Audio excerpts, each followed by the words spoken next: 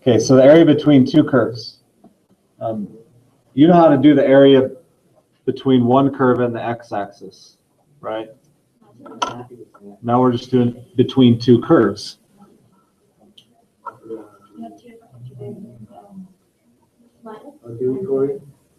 Okay, what is the area between F and G? So there's the question. What's the area between F and G? Can anybody think of a way to solve that problem? Delcia. You find the integral f of x, you find the integral g of x, and then you minus g of x from f of x. F of x and g. Right, so you take the area under F and you subtract out the area under G. Basic formula. You can also write it like this.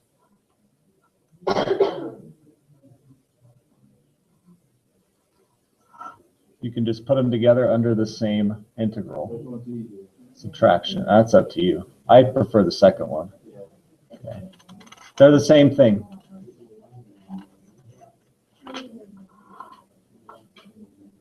The biggest challenge in this is sometimes the graphs cross over each other, and you have to change things up a little bit. So let's find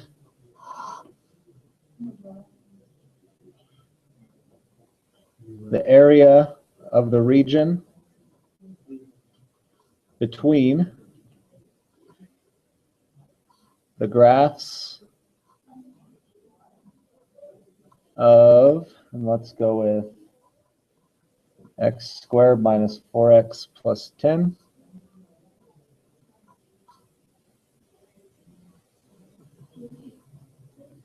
G of x is 4x minus x squared, and we'll go from 1 to 3.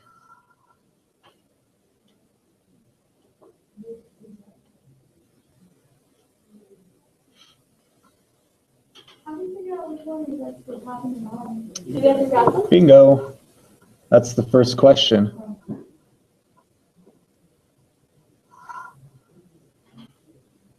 You can graph them if you want to.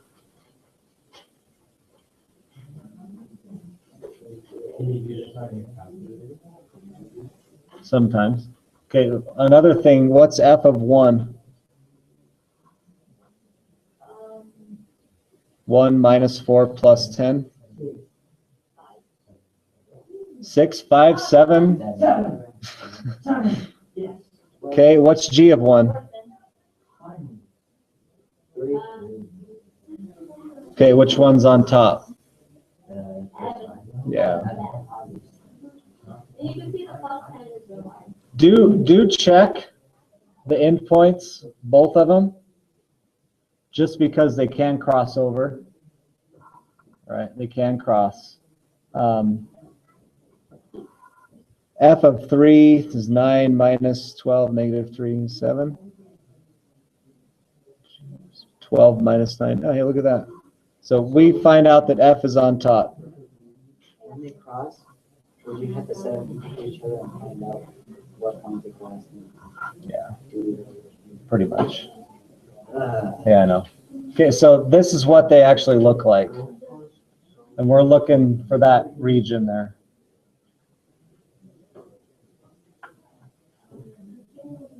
So the integral f of x minus g of x. Be careful here, because that minus has to be distributed into g.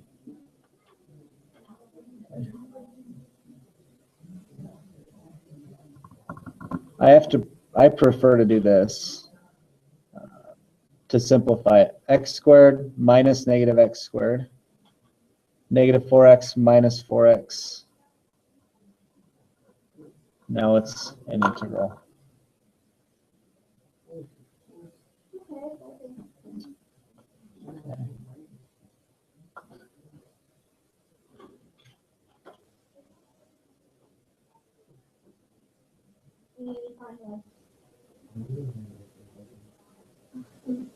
And so, where? You guys know how to do that integral, right? Uh, Do you want me to do it?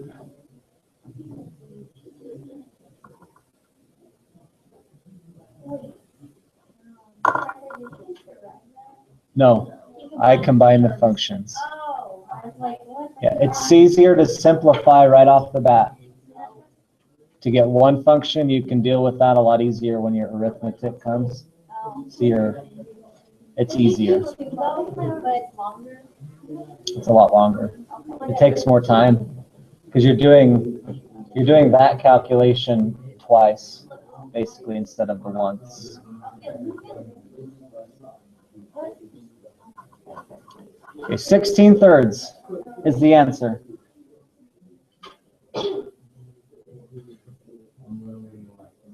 Any questions?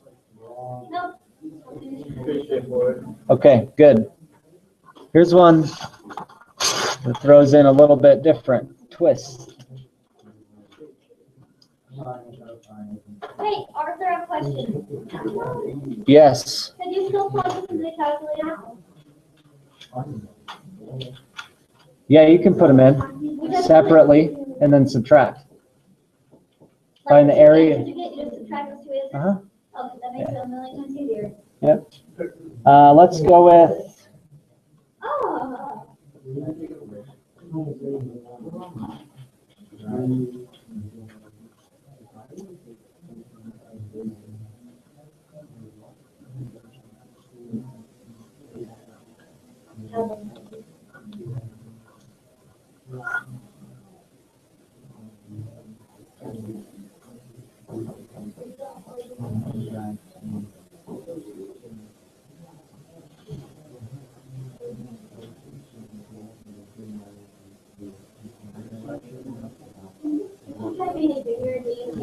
Practice from 4:45 to 7:30, and tech week is going to be full time. Okay, which one's on top?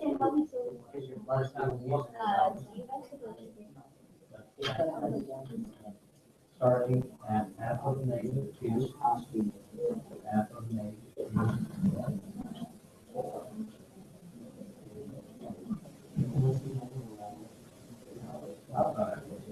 Is it 7? Oh.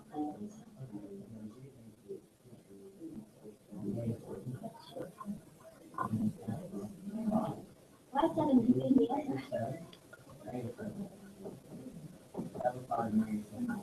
7? What's f of 5? 25 minus 10 minus 7? 8. No, f of 5 is -7. It's not minus 10, it's minus 25. It's -7. Oh, thanks, Ben. That would be a. Then g of 5 is.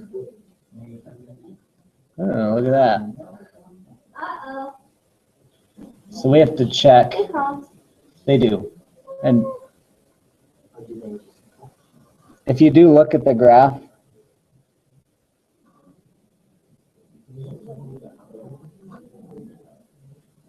it looks something like this. Okay. So, when you find it, So the question is, what are those intersection points?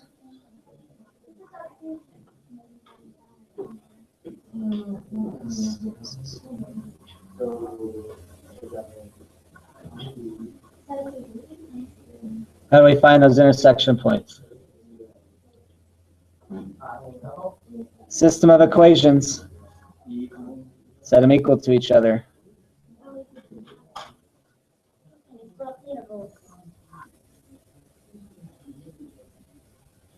And solve. Okay. oh, shot the last one. Am I moving too fast? Okay, I'll wait. Oh, yeah, then we find the main. Yep, it'll give you two answers.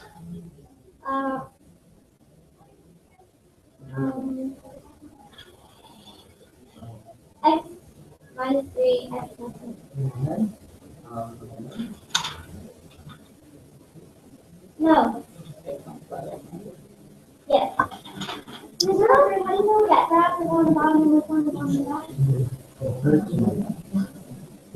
So we're gonna have to add the integral from -2 to 1 and Allie, you got a question? Yeah, how do you know, how do you find the values when you plug it in, like the interval function or whatever? How do you know which one is top and bottom? Like, why didn't you say that was like, ooh, bigger one's on how do you top. know Bigger one's on top. that? You can graph them. So if you look at The one that has the word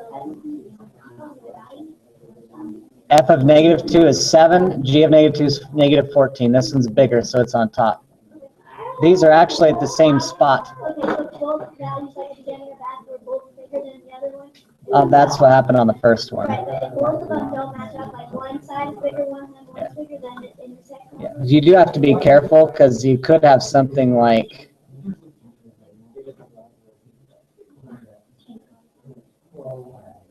that. It could be deceptive, the endpoints, so So sometimes you have to graph it. yeah, sometimes you have to graph it, check for the intersections. If both of the f of x functions are larger than g of x, then Yeah. it's not. Generally. Okay, so,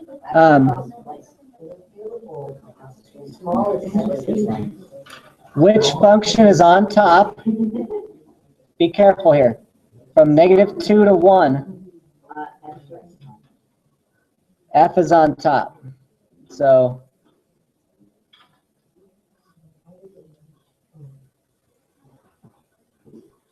and then you have to add 1 to 5 where g of x is on top, correct? F of x is on top or from -2 to 1. F, yes, right? That's the x squared.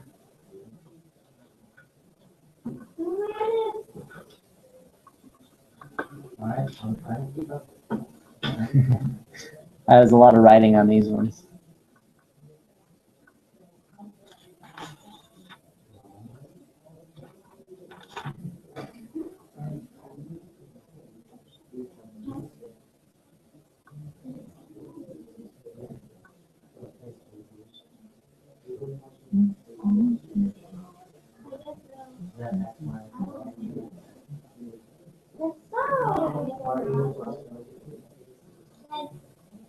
X squared minus 6x plus 5.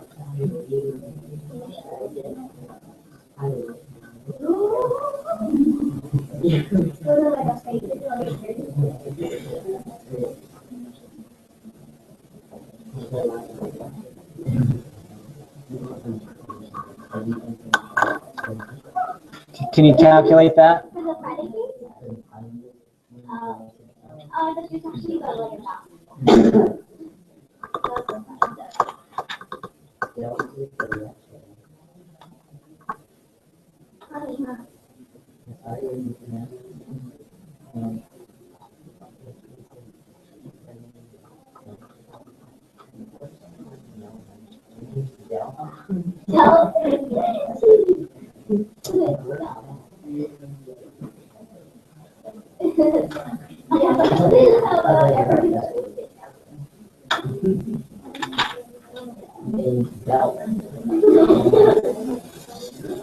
Are you okay with this?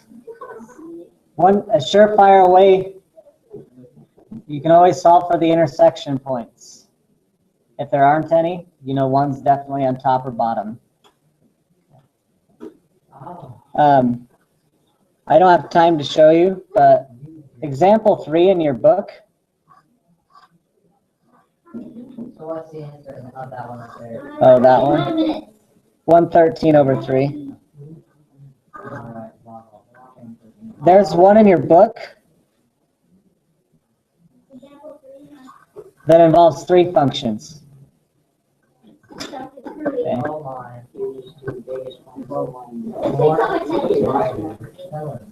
So this, let me just call this A, B, C. Okay, so you're just finding from FH on A to B and then from B to C, H on B. G to H. Yep. I feel it. one right beside. Okay, so just be aware of that. Same thing. 3 functions, same thing, you're still finding intersection points. They just throw a little twist in there. All right? Sounds like you get it. We're gonna have another example tomorrow because we're gonna integrate along the y-axis, dy. And I don't want to throw that at you today, so I'll just let you start on it.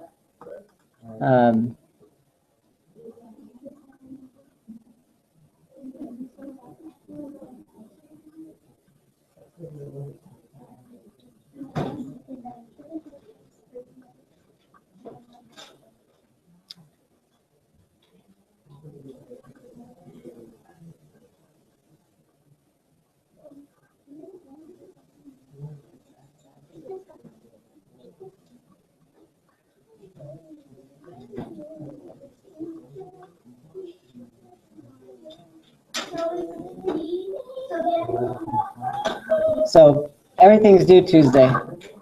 Everything to Tuesday? But the part A deals with what we talked about today. Part B, I would try to do it tonight. Part B is integrating along the y-axis and then spiraling, of course. Those APs are multiple choice. Maybe time yourself. Do Tuesday.